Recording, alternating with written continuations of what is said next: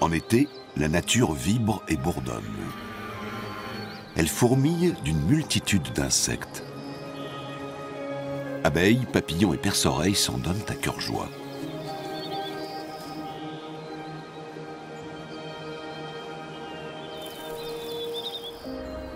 Mais l'arrivée de la saison froide met un terme à leurs activités.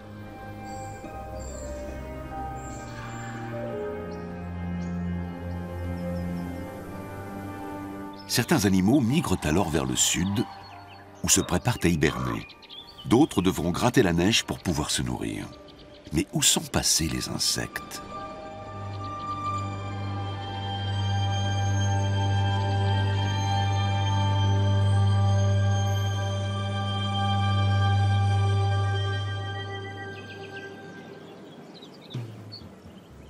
L'été est le point culminant de l'année. Les prés sont couverts de fleurs. Ils abritent toutes sortes d'insectes qui butinent le pollen. Par la même occasion, ils fécondent les plantes et contribuent à leur expansion.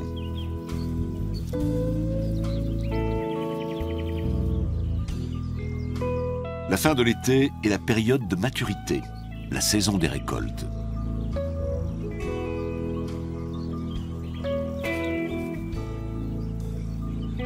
Les arbres sont chargés de fruits appétissants.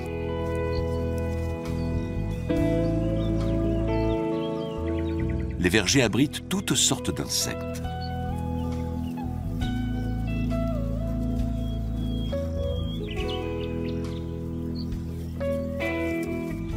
La nourriture est abondante. C'est un véritable pays de cocagne.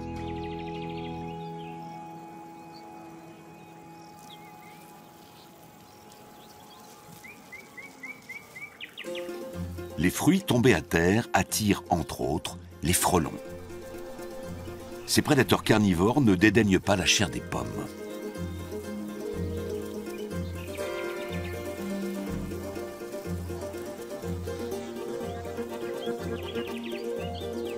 La colonie de frelons niche en hauteur dans le creux d'un pommier.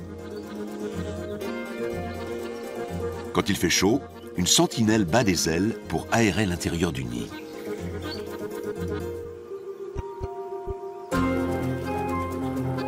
Le nid est installé à l'intérieur du tronc, une véritable citadelle faite de papier mâché. Des ouvrières l'agrandissent constamment avec une pâte à base de bois mastiqué imprégné de salive. Elles s'occupent aussi de nourrir les larves.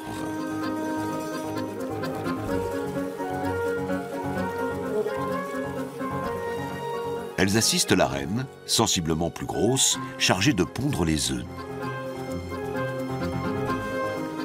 Un par alvéole. À la fin de la saison estivale, le nid abrite jusqu'à 700 ouvrières. C'est l'effectif maximum que peut atteindre une colonie de frelons.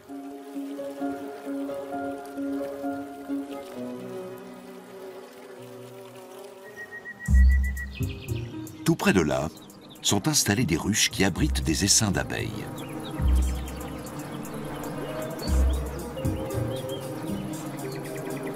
Les ouvrières qui rentrent au nid ramènent du nectar et du pollen.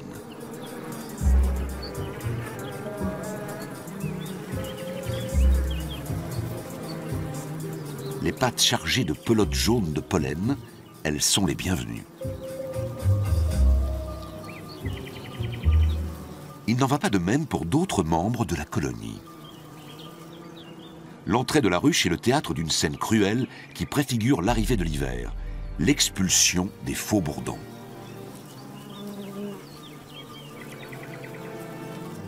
Les abeilles mâles, ou faux bourdons, se voient désormais refuser l'accès à la ruche. Ils ont fini de remplir leur fonction naturelle, qui est de féconder les reines. Les mâles, qui étaient nourris tant qu'ils avaient un rôle à jouer, sont devenus des bouches inutiles. Ils sont condamnés à mourir de faim au pied de la ruche. Pendant ce temps, les ouvrières continuent à collecter du nectar et du pollen pour constituer des réserves pour l'hiver. Le pollen, riche en protéines, est entreposé dans des alvéoles spéciales. Le nectar est stocké à part. Il servira à fabriquer le miel.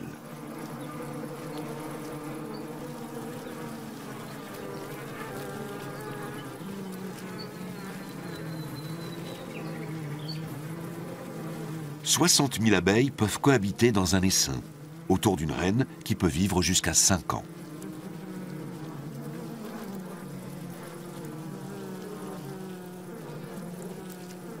En été, une ouvrière meurt au bout de 6 semaines. Celle que nous voyons ici s'occupe d'une larve qui aura une longévité bien supérieure, car elle deviendra une abeille d'hiver, capable de vivre plus de 6 mois.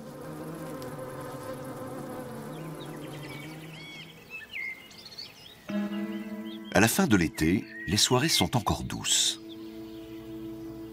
Mais les nuits commencent déjà à se rafraîchir. Le matin, les prés et les étangs sont couverts de brume.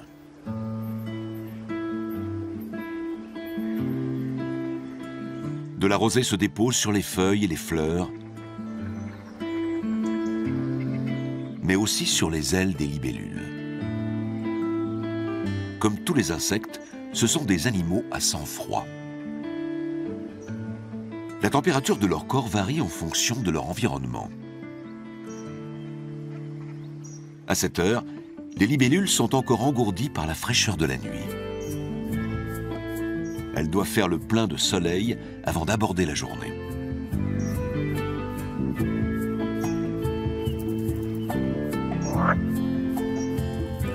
La plupart des espèces de libellules ne vivent qu'un été. Elles meurent dès qu'arrive la saison froide. Leurs larves, en revanche, survivent dans l'eau, parfois plusieurs hivers de suite. On distingue déjà les ailes en formation. Les larves de libellules respirent en contractant leur abdomen pour faire circuler l'eau à travers leurs branchies. D'autres insectes remontent régulièrement à la surface pour s'alimenter en oxygène. Le dit tique bordé doit faire provision d'air sous ses ailes avant de plonger. Ces coléoptères passent pratiquement leur vie dans l'eau. Elle dure souvent plusieurs années. Ces habiles chasseurs restent à l'affût pour guetter leur proie, des petits poissons comme cette ablette.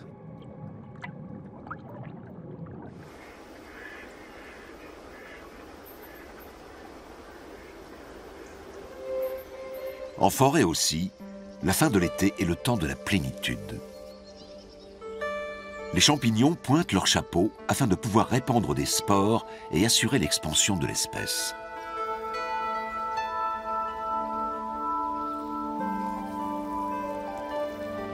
Ils passent le reste de l'année dans la terre, sous forme de mycélium, un réseau de filaments semblable à des racines.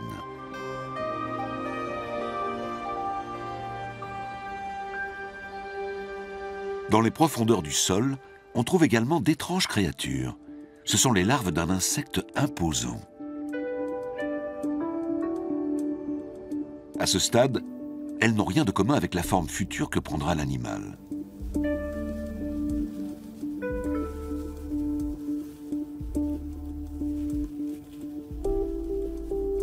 Ces larves ont passé plusieurs années à dévorer du bois mort avec un appétit féroce.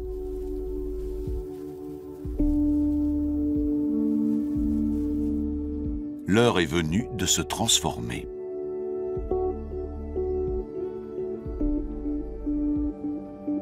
Et d'accéder au stade suivant, celui de la nymphe. Quel animal surgira plus tard de cette nymphe? La taille des mandibules nous donne un indice. Il s'agit du lucane cerf-volant.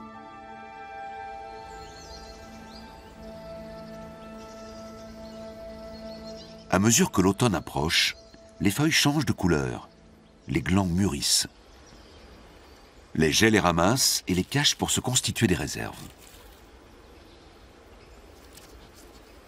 Le loir gris, lui, se rue sur les graines de hêtre, riches en lipides, en prévision de l'hibernation.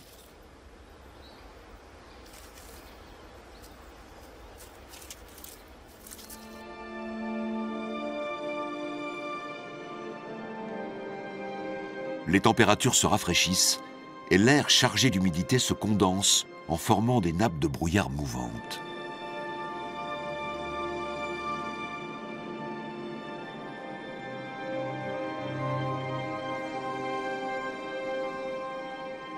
Dans les prés, les colchiques déploient leur corolle. Les journées froides et humides se succèdent. Mais les frelons sont encore actifs. Ils rétrécissent l'entrée du nid pour garder la chaleur. Mais de toute façon, la colonie est vouée à disparaître car les frelons se nourrissent tout l'été de protéines animales et ne font pas de réserve comme les abeilles. À l'intérieur du nid, les ouvrières qui s'activent sont déjà moins nombreuses. Certaines se livrent d'ailleurs à une étrange occupation. Elles tirent des larves vivantes hors des alvéoles et les expulsent du nid.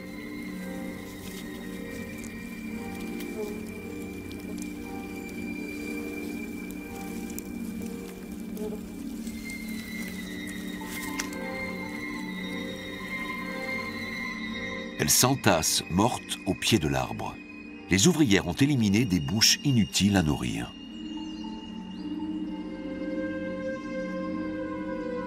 Pour l'heure, la colonie de frelons n'a pas besoin de nouvelles ouvrières.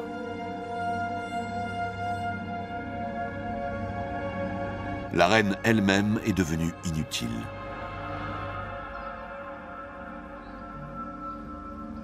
Épuisée, elle a abandonné le nid et s'est laissée mourir.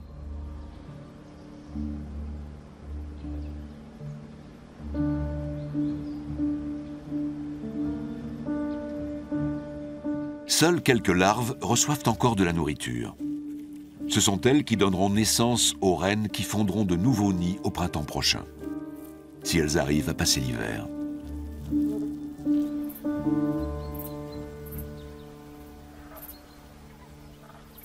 Les coccinelles aussi prennent leur disposition à l'approche de la saison froide.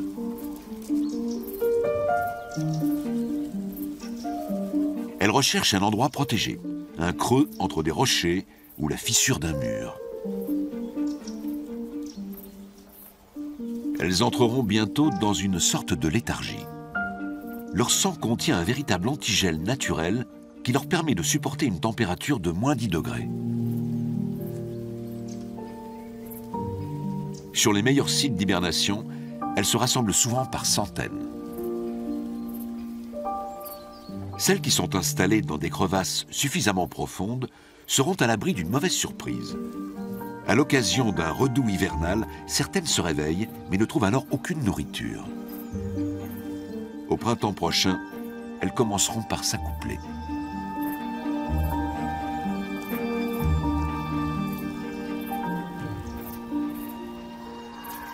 Mais pour l'heure, l'automne s'installe. Les grues et bien d'autres oiseaux entament leur migration vers le sud, où la nourriture est plus abondante. Une dernière plante entre en floraison, c'est le lierre.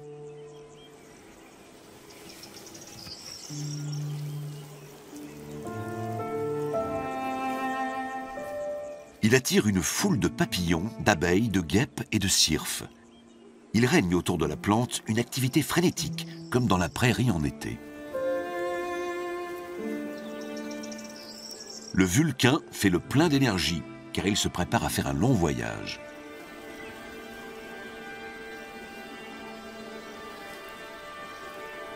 Tout comme les oiseaux migrateurs, il part vers le sud. Ces papillons migrateurs quittent l'Europe centrale et parcourent plus de 1000 kilomètres. Pour cela, ils survolent les Alpes et franchissent des cols situés à plus de 2500 mètres d'altitude. Ils iront passer l'hiver dans des régions plus clémentes, au sud de l'Europe, et ils s'y reproduiront.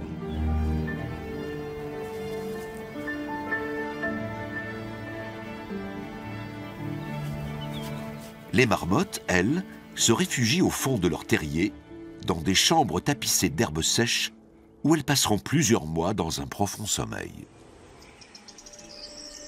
Au nord des Alpes, l'automne réserve encore de belles journées. Les vignobles se teintent de couleurs éclatantes.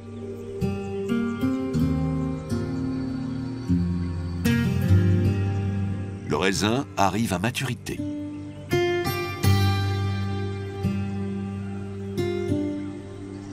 Ces grappes attirent les derniers frelons de la colonie.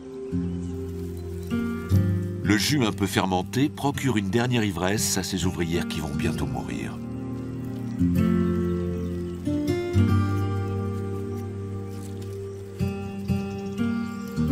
Seules les jeunes reines qui viennent de se transformer ont une chance de passer l'hiver. Elles se mettent à l'abri dans un endroit protégé ou s'enterrent dans le sol. D'autres insectes les y ont précédées. Ces œufs, enterrés dans une cavité souterraine, ressemblent à de minuscules raisins.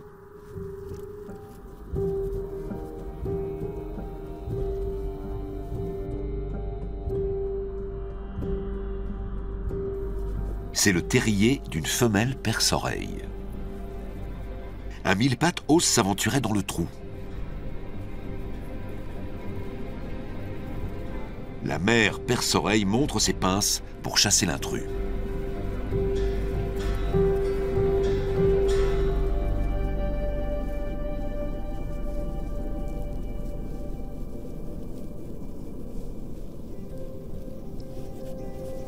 Une femelle peut pondre jusqu'à 70 œufs, gros comme des têtes d'épingle. Elle passe son temps à les nettoyer. Tout l'hiver, elle prendra soin des œufs, puis des larves, ce qui est un comportement très inhabituel chez les insectes.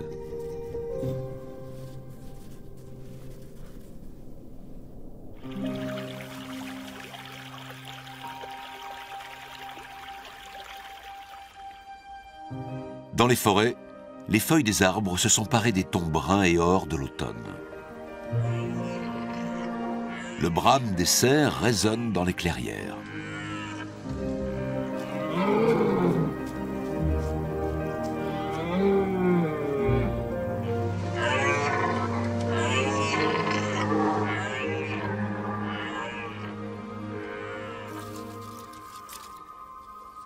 Sous un épais manteau de feuilles enfoui dans la terre, un lucane cerf-volant a émergé de la nymphe et accédé à l'état adulte. Afin d'économiser son énergie, il reste couché sur le dos, sans bouger, à quelques 30 cm de profondeur. Il restera tout l'hiver dans le sol, à l'abri du gel.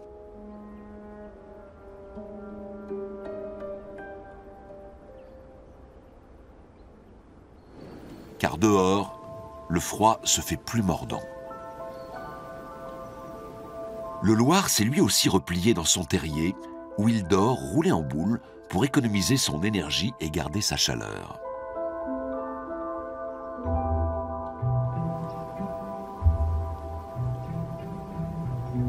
Lorsqu'il gèle, la brume se cristallise en givre. La plupart des insectes ont disparu.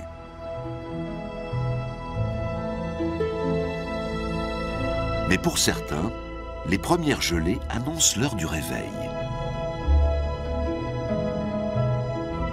Dès que la température descend en dessous de zéro, l'hibernie défeuillante sort de sa cachette.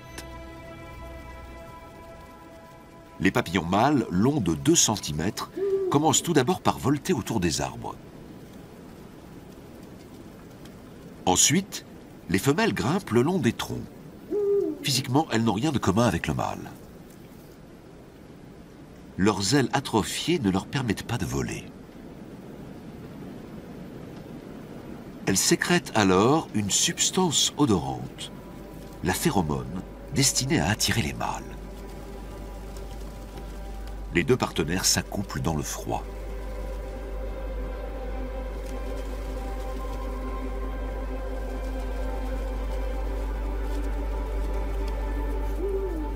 Peu de temps après, les femelles déposent des œufs dans des fissures d'écorce. Mâles et femelles meurent après leur union, avant même de s'être alimentés. Ils n'opèrent leur dernière mue que pour féconder et pondre des œufs.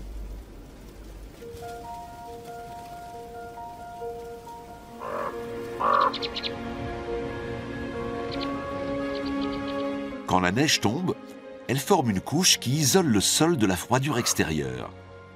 Il fait en général un peu plus chaud dans la terre.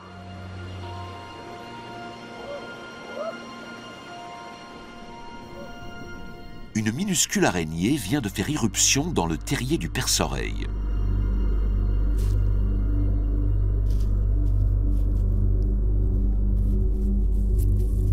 Elle est à peine plus grosse que ses œufs.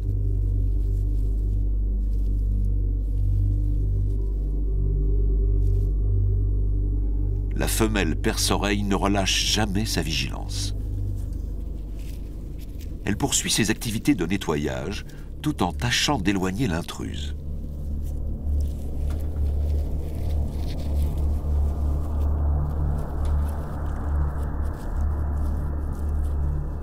Mais l'araignée s'obstine à rester près des œufs.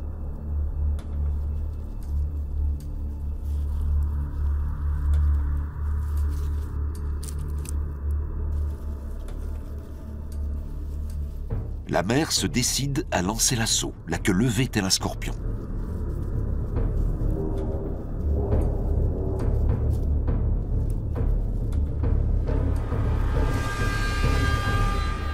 L'araignée s'est mise en danger de mort.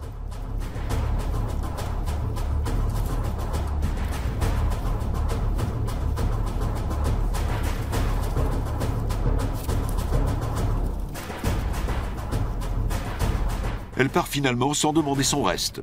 Les œufs n'ont subi aucun dommage.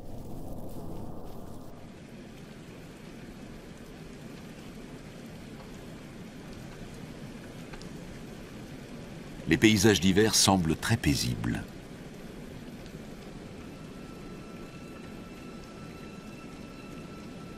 Pour pallier le froid et supporter cette période difficile, de nombreux mammifères se sont couverts d'un épais pelage.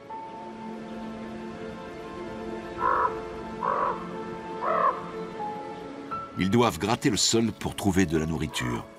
En hiver, ils ont besoin de davantage d'énergie.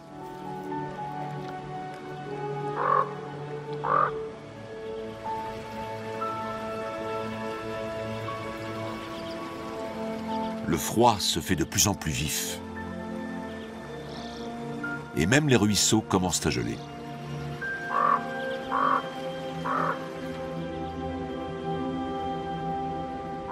Les animaux qui vivent dans l'eau sont protégés, car la glace forme une couche isolante.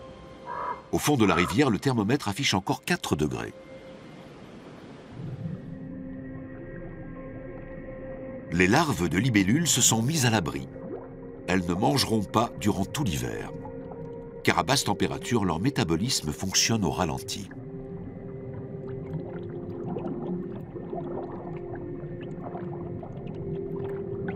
Le dytique bordé a besoin de moins d'oxygène. Quand la surface de l'eau est gelée, il se contente de la provision d'air qu'il a stockée sous ses ailes.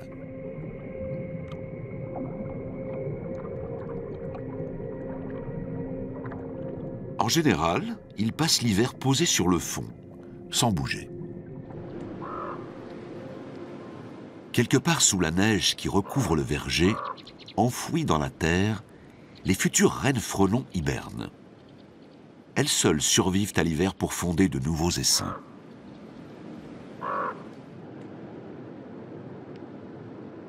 Tout près de là, à l'intérieur de la ruche, on entend vrombir l'essaim. Plus il fait froid, plus elles se font bruyantes.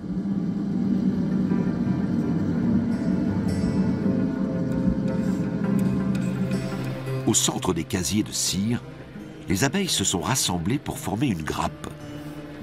En dépit du froid extérieur, elles parviennent à y maintenir une température supérieure à 20 degrés. La population de la ruche a diminué de moitié, mais elle compte encore quelques 20 000 membres.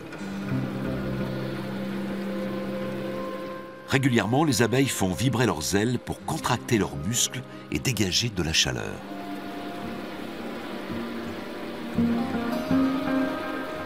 Mais c'est à l'intérieur de la grappe qu'il fait le plus chaud. C'est pourquoi les abeilles opèrent une rotation régulière.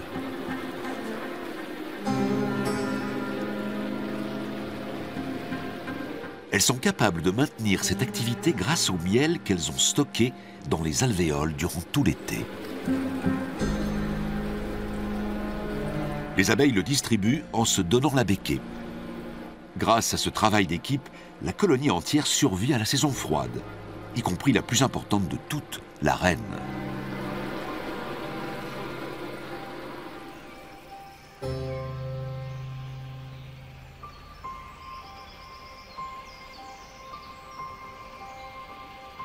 Puis, enfin, le gel dessert son étau. La neige commence à fondre.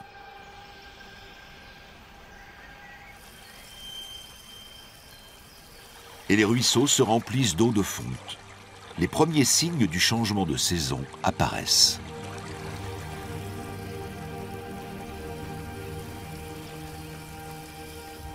Sous la terre aussi, il se passe des choses.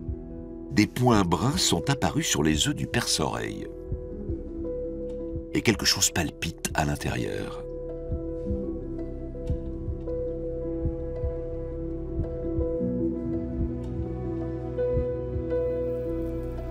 L'enveloppe éclate et un jeune sort de l'œuf avec difficulté.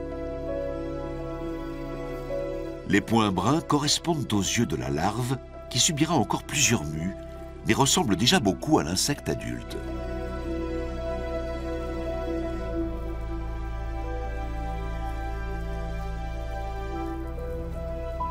À ce stade, les petits sont complètement translucides.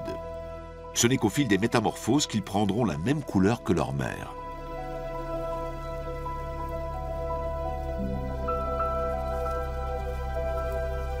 Leur carapace se pigmente rapidement.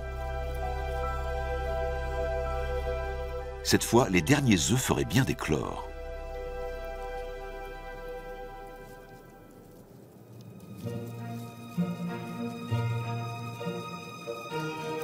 Non, les larves ne jouent pas au ballon.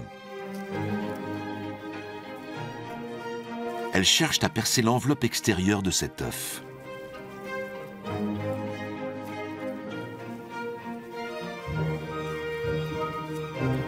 Elles se ruent sur leurs frères et sœurs qui ont trop tardé à naître.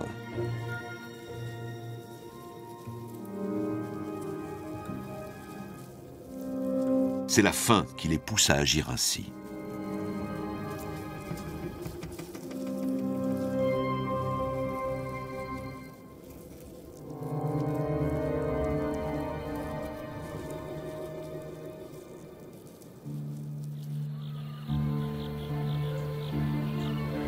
Cette fois, les arbres du verger sont en pleine floraison. Ils fournissent de la nourriture aux premières abeilles qui sont sorties pour approvisionner la ruche.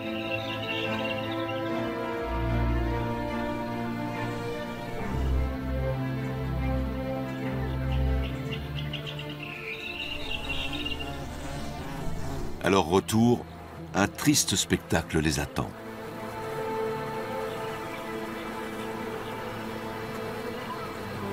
L'entrée de la ruche ressemble à un champ de bataille. Des centaines d'abeilles mortes s'entassent pêle-mêle.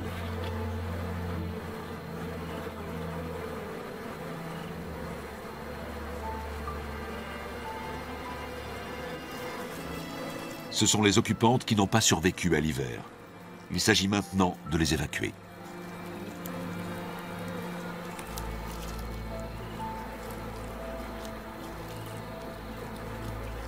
Cette opération s'apparente à un grand nettoyage de printemps.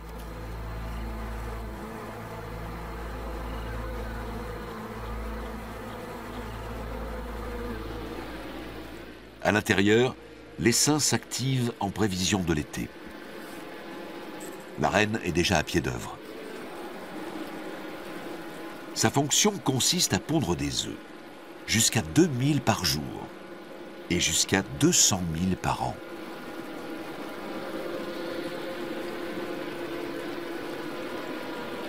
Chacun est déposé dans une alvéole différente. Ce sont les ouvrières qui les prennent en charge, jusqu'à ce que la larve parvienne au stade adulte.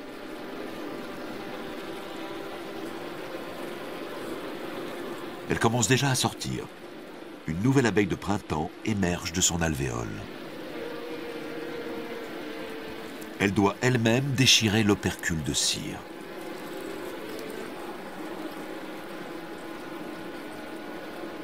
Ces premières semaines, elle les passera à l'intérieur de la ruche, au service de la reine. Plus tard, elle ira à son tour butiner pour collecter du nectar.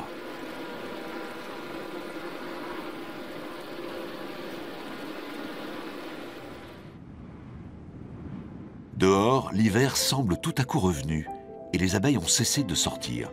Est-ce un simple caprice de la météo? Ou un signe qui préfigure le changement climatique? À l'avenir, en tout cas, le rythme des saisons se fera de plus en plus capricieux, ce qui pourrait gravement perturber le cycle complexe de nombreux insectes.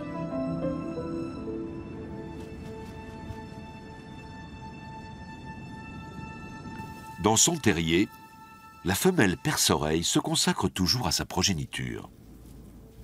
Si tout se passe bien, elle pourra pondre une deuxième fois pendant l'été. Mais à la présumée de ses forces, elle meurt d'épuisement avant même l'arrivée du printemps. Sans attendre, les jeunes se jettent sur leur mère. Jouant de leurs pinces pour fendre la carapace, ils la dévorent sur le champ.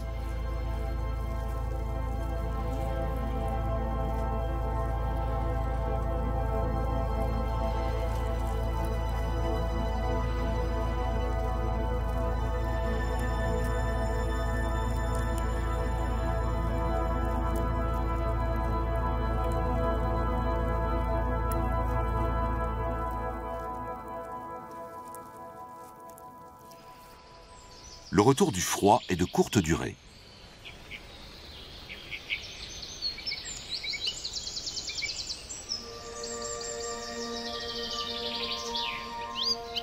Les jours rallongent.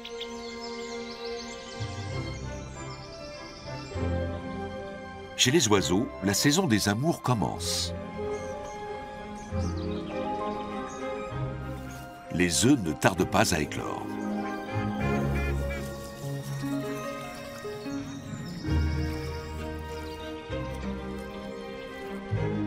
Au printemps, la nature se réveille.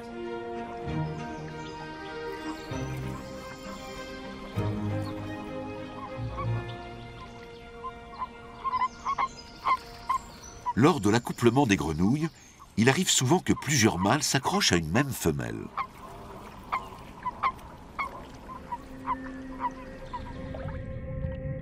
La ponte des amphibiens forme un collier gélatineux qui peut atteindre 2 mètres. Les œufs donneront naissance à des têtards, les futures proies des insectes aquatiques qui sortent de la léthargie hivernale, tel le dytique bordé. Maintenant que l'eau s'est réchauffée, ils recommencent à chasser.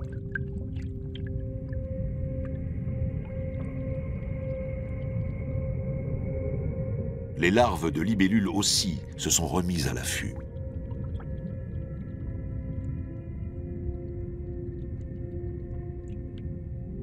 Lorsqu'elle déplie la partie inférieure de sa mâchoire, le tétard n'a aucune chance de lui échapper.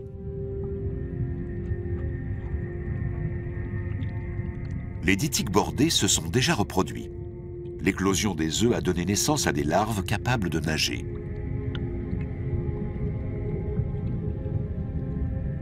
Leur bouche armée de mandibules acérées sera fatale à un grand nombre de têtards.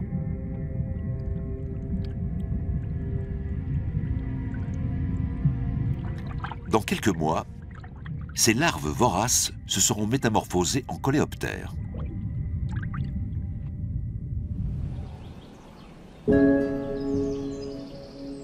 Cette fois, l'air se fait plus doux. Au bord de l'étang, les larves de libellules sont sorties de l'eau pour grimper dans les roseaux. Elles déchirent déjà l'enveloppe nymphale pour atteindre le stade adulte. Elles ne tarderont pas à s'envoler et à s'accoupler.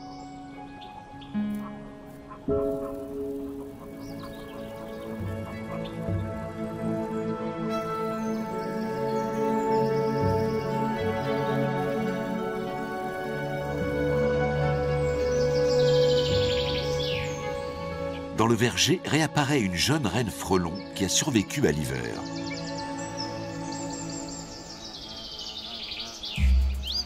Elle s'apprête à fonder une nouvelle colonie au creux d'un arbre. Pour cela, elle doit construire le nid, récolter de la nourriture, pondre des œufs et nourrir les premières larves. Une activité à plein temps pour cette jeune mère célibataire.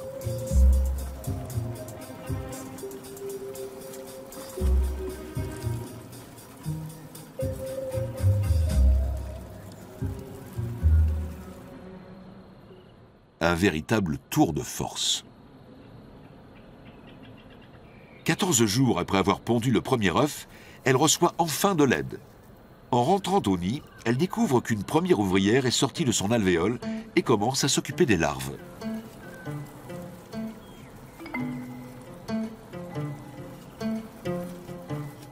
Pendant 2 ou 3 jours, elle ne sort pas du nid.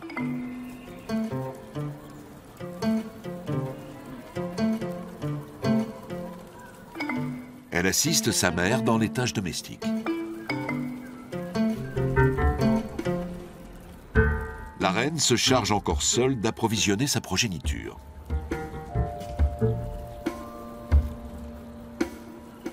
Mais cette fois, elles sont 2 à nourrir les larves.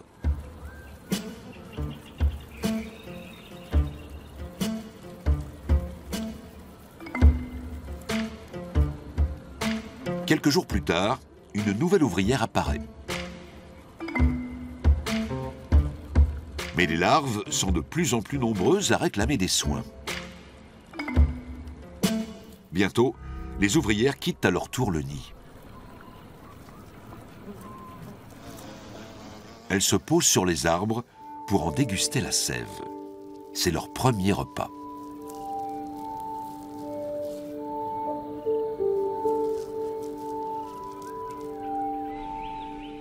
La forêt aussi est en pleine régénération. Les chênes sont désormais couverts de feuilles.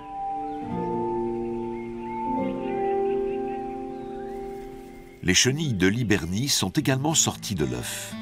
Elles sont insatiables et dévorent un nombre considérable de feuilles avant de former une chrysalide.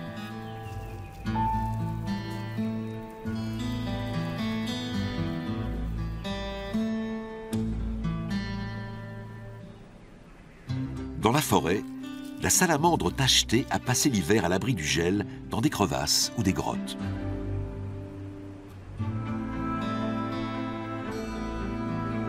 Le loir gris est lui aussi sorti d'hibernation.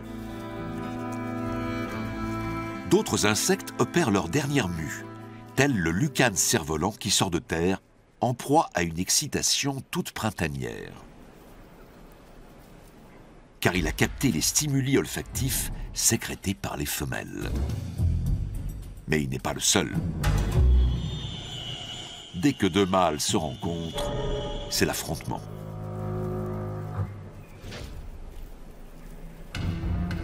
Les mandibules du cerf-volant ressemblent à des bois de cerf, d'où son nom. D'ailleurs, ils s'en servent comme d'une arme lorsqu'ils combattent.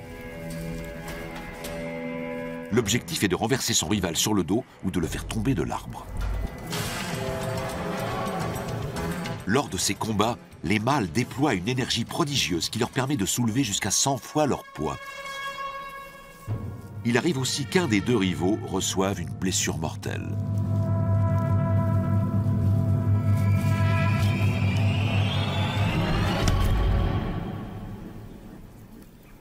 Celui-ci survivra à sa chute.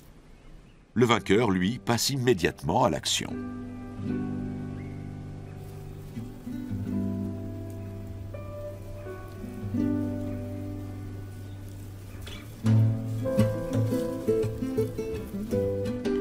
L'accouplement s'achève brutalement. La femelle ne tardera guère à aller déposer ses œufs entre les racines d'un arbre mort.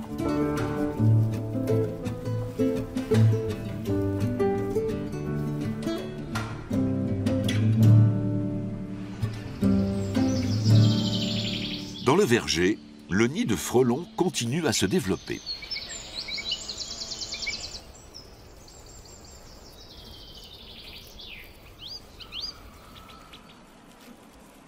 Les ouvrières s'activent maintenant par dizaines, et pas seulement pour approvisionner la colonie en nourriture. Elles partent aussi chercher du bois mort qu'elles déchirent avec leurs pinces acérées. Elles le malaxent et l'enrobent de salive pour fabriquer le matériau qui leur sert à construire le nouveau nid.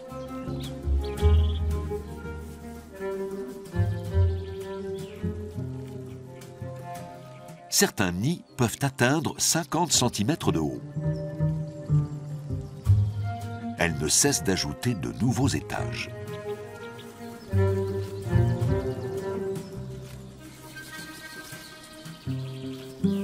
La reine peut désormais se consacrer à sa tâche principale, pondre un œuf au fond de chaque alvéole.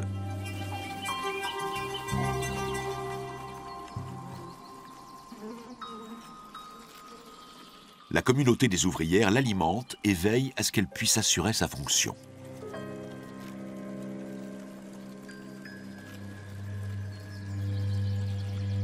La nouvelle colonie pourra ainsi croître sans problème.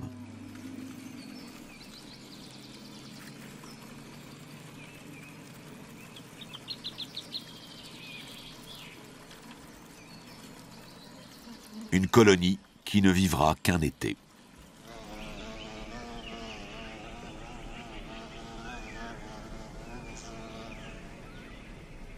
Sur la prairie, l'herbe a reverdi et les plantes sont à nouveau en fleurs. Les perce-oreilles ont quitté depuis longtemps le terrier et sont maintenant à la recherche de nourriture.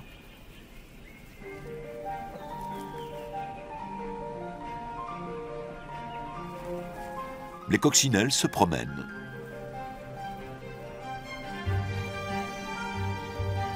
Et œuvrent à la survie de l'espèce.